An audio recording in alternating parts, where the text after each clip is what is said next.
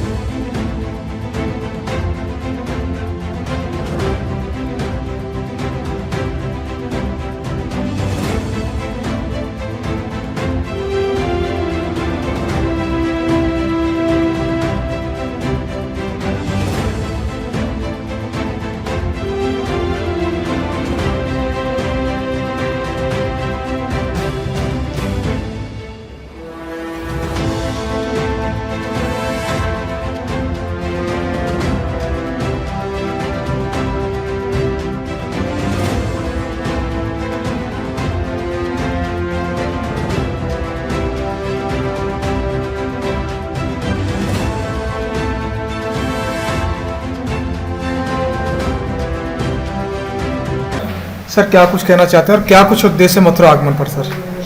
मथुरा जनपद के सभी विधानसभा के साथियों से मैं अनुरोध करूंगा कि 2022 उत्तर प्रदेश का विधानसभा चुनाव जिसका पहला चरण में मतदान जो है 10 फरवरी को होना है, मैं इस अवसर पर यहाँ उपस्थित सभी साथियों से मैं कहना चाहता हूँ कि विधानसभा का चुनाव कोई मामूली चुनाव नहीं है, ये बहुत ही अहम वाला चुनाव है।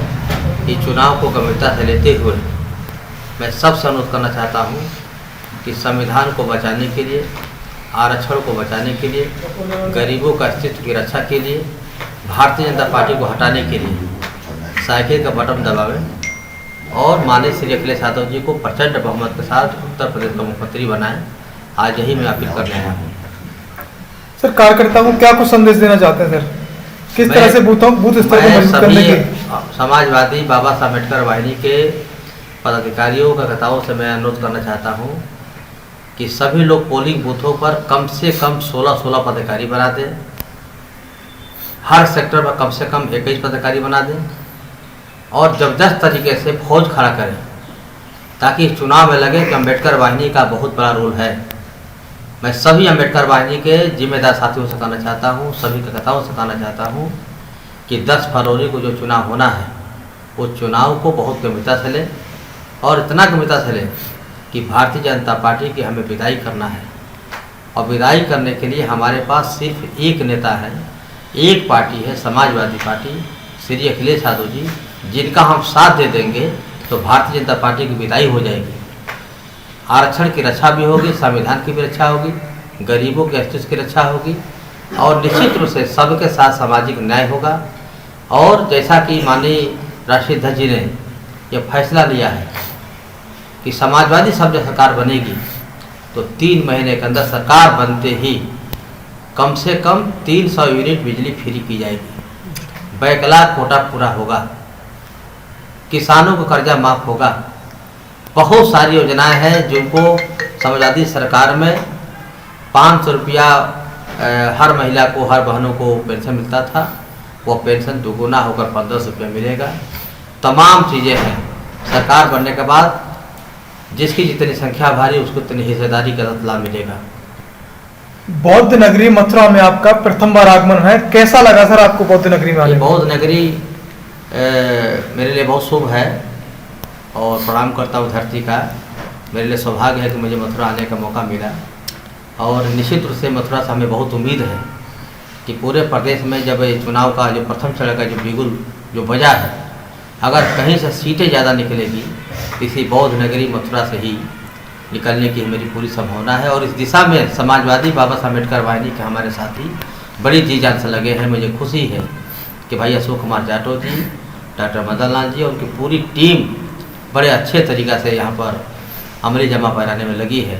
इन लोगों का प्रयास इतना सार्थक है कि मुझे लगा कि मथुरा में समाजवादी पार्टी की पाँचों विधानसभा सीट से साइकिल जीत रहेगी। सर आज 26 जनवरी है, गणतंत्र दिवस है, देशवासियों को क्या कुछ संदेश देना चाहते हैं?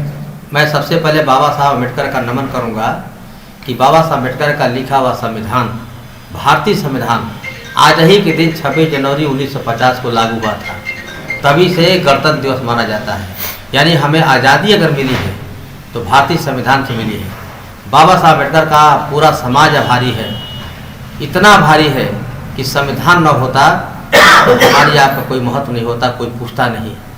मैं संविधान की जिंदाबाद करता हूँ और आज का दिन बहुत ही शुभ दिन है कि 26 जनवरी 1950 को भारतीय संविधान लागू हुआ। इस अवसर पर प्रदेशवासियों को, देशवासियों को मैं शुभकामना देता हूँ कि भारतीय संविधान जिंदाबाद, भारतीय संविधान अमर रहे और बाबा साहब अमर रहे।